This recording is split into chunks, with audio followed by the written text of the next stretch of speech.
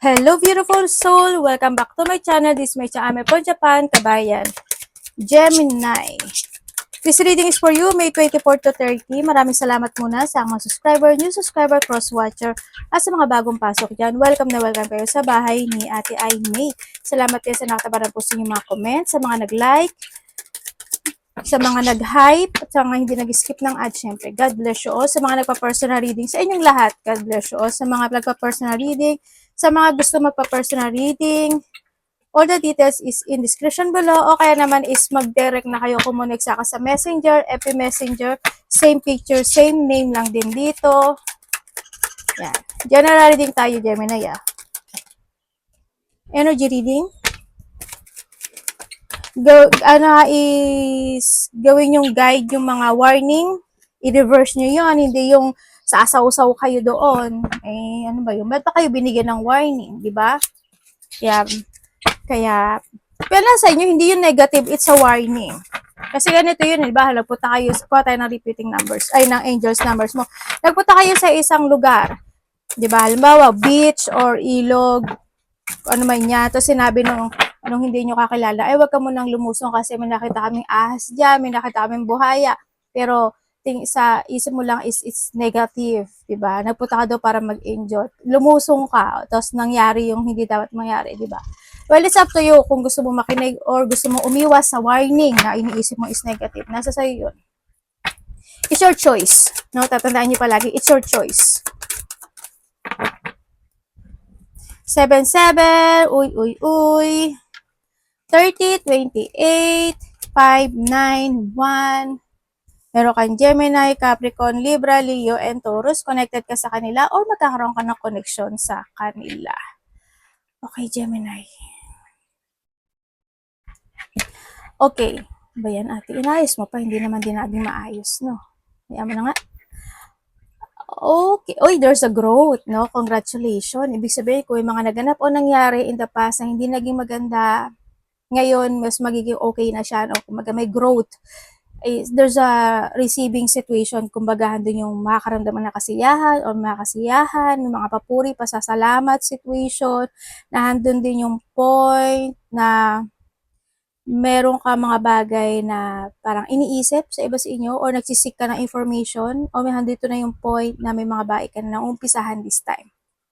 May mga bagay ka na naiintindihan mo at iintindihin mo daw, magiging very understanding ka ata sa ibang aspeto ng buhay mo. Magkakaroon ka ng questioning, quarrel sa isang taong mas bata sa iyo. Yun nakikita ko sa iyo dito. Babae man siya o lalaki, iba dito, baka lalaki to. Sa iba dito is baka ikaw ito nakukunik ka sa isang tao mas matanda sa iyo. Mas ahead siya sa iyo. Halimbawa, kahit 1 year old ahead lang, ganyan. Pwede na doon sa point. May tao na gusto, parang may apology situation ako no? Nakikita dito, no? Apology or may tao na gusto niya ng, they want peace pagdating sa'yo. Or maybe this is you or ikaw, siya, ito, sa'yo, vice versa. May marireceive ka raw, marami klase ibig sabihin ng receive, no? Diba? Gift, tulong, pagmamahal, ganyan. Mga joy, happiness, ako na nakikita sa iyo, or ikaw ito sa kanya, kung sino man yon. Or, alam ba, ikaw yung magbibigay ng gift, diba? Sa taong mas bata sa iyo, o kaya sa taong mas matanda sa iyo, pwede nga sa point na yon. Or tulong o pagmamahal. Or sa iba naman dito is may pambobola akong nakikita. Either may bobolahin ka or may taong mambobola sa'yo. Nandun yung point na yun. Magkakaroon na ng mga spiritual growth. Ako na nakikita sa iba sa inyo. Or mahandun yung enlightenment in some aspect of your life. Nandun yung point. And then, may mga, nakakarisip ba daw ng news message? Ako nakikita. Pwedeng yung sinasabi ko na bata or matanda man siya, no? Yun ang nakikita ko dito. Anak, huwag mong ano yan. May mga biglang magaganap ang mangyari. Sa iba sa inyo is may mga umpisa ka na doon na parang there's a new activity ka na gagawin o may mga panimula ng muli na magaganap sa inyo, no? Sa nakita ko. So, sa aspeto ng buhay mo yan. Baba mo na, anak. Repeating numbers, angels numbers. Pag nakita ka ng mga angels number, repeating numbers, ibig sabihin, your angel is trying to connect sa'yo dahil meron siyang mensahe na gustong ibigay sa iyo. O yung apat siya lahat, kompleto. Mag-focus kayo sa mga mga sign. Okay, 2, 4, 6, 8. Ito 7. Great ship. Hold your vision. Trust your intuition. May mga shifting happen into your life, ha. May mga new experience may mga new experience situation ako na nakikita sa iyo. May mga sitwasyon doon na mabivision mo. Also, prosperity is coming, abundance and money. May manifestation ka na makakamit mo. Congratulations, ano? And iba dito is personal growth. Siguro mas magkakaroon ka ng growth sa sarili mo, mas focus ka na, mas ganito na gagawin mo. Siguro nandun na yung beginning talaga, no, sa ibang aspeto ng buhay mo. Magkakaroon na rin ng mga pagbabago when it comes sa iyong mga pananaw sa kinabukasan. May mga babaguhin ka o nandun yung point na babalik yung iyong inner strength o kaya naman iba dito enlightenment ito. Yan. Or sa iba sa inyo is gagamitin mo na ngayon yung iyong karunungan to start a new beginning into your life or may mga bagay ka na enlightenment, diba sabi ko, baka mailelet ko ka, may i-resolve ka, may umpisahan ka ng muli o sisimulan ka na sa iba. Mga ganong sitwasyon. I have the 2, 2, 2 is the balancing and control. That 4 is also you and the 6 and the 8 is, what kung titingnan ko dito is your action. Ito. No, overall, this is your action. And the 7 din. 7 is a divine number. Yan. Ibig sabihin, yung angel mo talaga is gagabayan ka niya to change yung mga perspective or yung pananaw mo sa kinabukasan mo, no? Relationship balance, prosperity, efficiency, patient, humility. Basta keep moving lang to reach your goal. No? You can do everything by yourself. But life is to be shared. Ibig sabihin, value the person who value you. Parang nado sa point na yon. And syempre, yung mga tao na kung ano yung mga wisdom mo, yung karunungan mo, you need to share din sa iba, no? In a nice, in a good term din. Partner up with the right spirit and you'll become a force. Honor, commitment, and people around. Don't judge, listen. Kumagahan dun yung point na no, huwag pa bigla-bigla din, sa iba sa inyo, baka mamaya may mga misunderstanding o kaya naman mag-judge ka kaagad, mag-think kaagad ng negativity. Medyo pag-aralan mong maigi at pag-isipang maigi bago ka kumilos, magsalita, magdesisyon o mag-move, no? Para hindi rin magkamali o mag-mess yung mga situation mo sa buhay. Your energy, Gemini. Parang yung point na think advance, kung parang isipin mo na advantage and disadvantage, mga ganyan. Makakatulong or hindi, makakagood or hindi, mga ganyan. Your energy.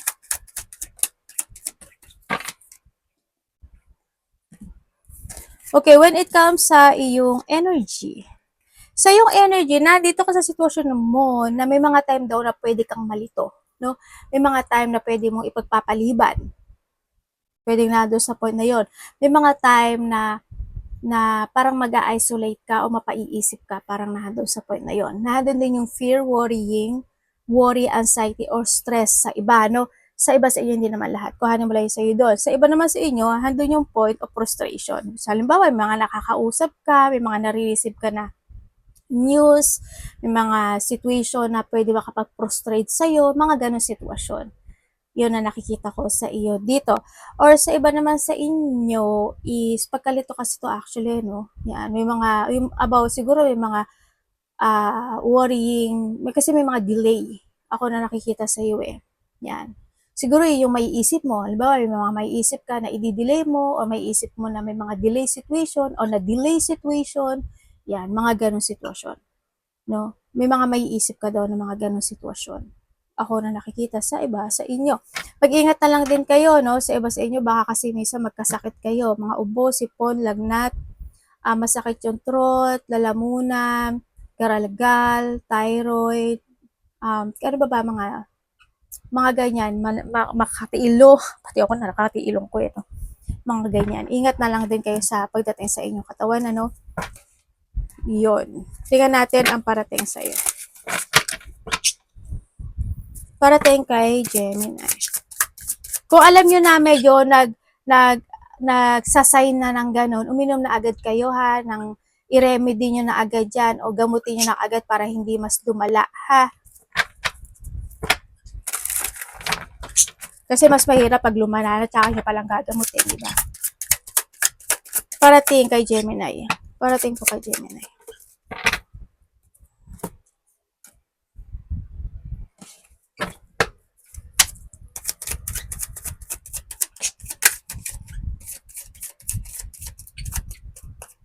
Vice versa tayo lagi Kasi minsan nagba-vice versa sa iba. Okay, parating sa iyo. Uy, talaga. Okay, parating sa iyo, may mga papers and documents ako na nakikita sa iyo. Hindi ko alam kung hinihintay mo ba siya, may marireceive ka ba, may mga ipapasa ka ba, may mga isusulat ka ba. Basta may papers and documents ako na nakikita sa iyo. Pwede rin kasi yun yung trabaho mo no, sa iba. Kung ano man yan, sa iba sa inyo, o may mga hinihintay kayo. Sa iba naman sa inyo is, may nakikita ako na tao na mangiinsulto. May tao na magiging, sana hindi ikaw, mapaparanoid o medyo paranoid kasi yung situation niya. Medyo hindi maganda yung salita ng iba or magiging rude, ganyan. May tao na maging sarcastic, or handun yung point na may magsisinungaling kasi, hindi ko alam kung bakit, pero may magsisinungaling. Pwede rin kasi na yung nagmamarunong, nagmamatalinuhan, nagmamagaling, o kaya naman ima-mind games kanya, mga ganun. Mag-ingat ka na lang din sa mga tao makakausap mo ha, at sana hindi ikaw ito ha. Yun, ang nakikita ko rin na parating sa iyo is there's a reward or success or wish come true ka na makakamit. Ganun na nakikita ko. Hindi ko alam pero mararamdaman mo yung happiness no. Yun, yung iba sa inyo may mga mag-chill-chill. Pwedeng may mga happy gathering, may pregnancy or married, mga pag-uusapan or mga connection mo, o kaya naman may mga mag-chill-chill, ganyan, may mga lalabas, mag-chill-chill out, mga ganyan. Also, may mga union ako na nakikita sa'yo, yan, may offer din ako nakita, ikaw mag-o-offer or someone is mag-o-offer. Handi rin yung point na may nagmamatsyag sa'yo, Gemini, or ikaw yung nagmamatsyag, no? At maging aware ka raw sa mga kausap mo, no? Or mga nakakonect sa'yo, maging aware ka raw kasi kilala mo na daw sila kung sino. Talaga? Baka sinasabi niya, nakakausap mo na sila. Yun. Kung hindi nyo kilala, sa iba sa inyo maaring kilala nyo na siya, sa iba sa inyo nakakausap nyo na to. Yun ang pahiwatig ni universe dito. Nakakausap nyo na siya. At mararamdaman mo kung sino siya. Kaya, mag-ingat kayo, ha? Sa mga tao na ito. Nandito rin yung point na may mga i-work it out ka raw na sitwasyon, may mga i-develop ka, o kaya may mga fufukusan ka, may mga masterin ka, o may mga pa-practice din sa iba, or sa iba dito, magbibigay ka ng hard work dun sa situation na yun. Or, pwede rin na may tao na they give a hard work pagdating sa iyo. Talaga magbibigay siya ng attention, o magbibigay siya ng oras o panahon. Pwedeng na doon sa point na, or ikaw ito sa kanya. Yun ang nakikita ko dito ha. May mga tendo na mananak daw yung ulo mo or paa mo. Or may mga sadness ka daw na mararamdaman. Hindi ko alam in what way sa nakita ko doon. Pero makakaramdam ka rin ng gano'n. Or sa iba sa inyo is may taong may sakit. Tingnan natin ang dapat iwasan ni Gemini.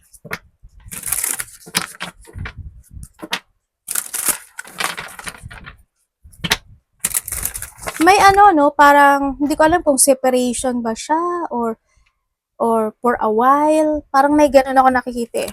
Hindi ko alam kung ano yun. Or pag-iwas, paglayo. May nakita akong gano'n. Dapat iwasan. Alam mo, Gemini, meron ka sitwasyon na you still holding, na hindi mo pa siya kayang i-let go. May nakita akong gano'n. Hindi ko alam kung ano yun. At huwag na natin kuhanin dahil ang dami yung energy. At wala na tayong oras. Pero ingatan mo yung sarili mo Dapat mo iwasan. Bakit ba ang katin ng ilong ko? Okay, dapat mong iwasan, mapanghinaan ka ng loob. Yan. Iwasan mo yung mga tao na masungit, mga selos-selos, mga unfaithful, or being you ha, ikaw din, ipasok mo sa sarili mo to, yung mga liar, yung mga makasarili, yung mga insecure, ipasok mo yung sarili mo. Yung mga tao na mahilig makipag-away, mahilig sa trouble, yung mga troublemaker situation, umiwas ka dyan, ano, kasi yung mga pwede ika-troublemaker mo, umiwas ka hanggat maaari, ha, sa nakikita ko sa'yo dito. Iwasan mo rin na yung mga taong masusungit, ganyan, at mawala ng pag-asa. Iwasan mo din kung may mga bagay o sitwasyon na kailangan na i-let go, ikat mo na.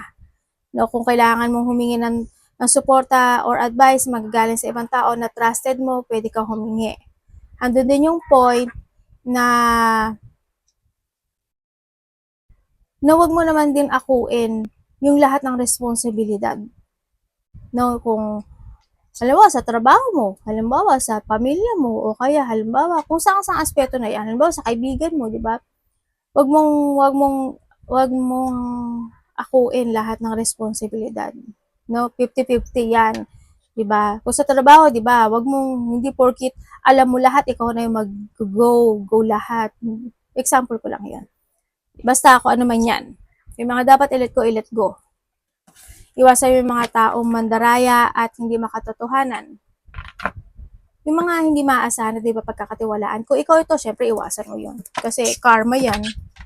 Tingnan natin. Sorry. Love, kapatid, anak, magulang, kalesyong, kaibigan, pamilya. Okay lang ako, anak, daijobu. Lumipad siya. Love ni Gemini.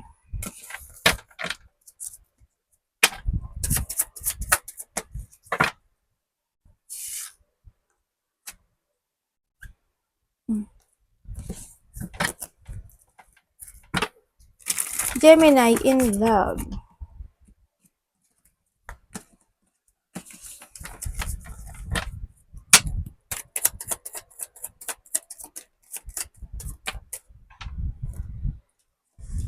Okay, kung single ka,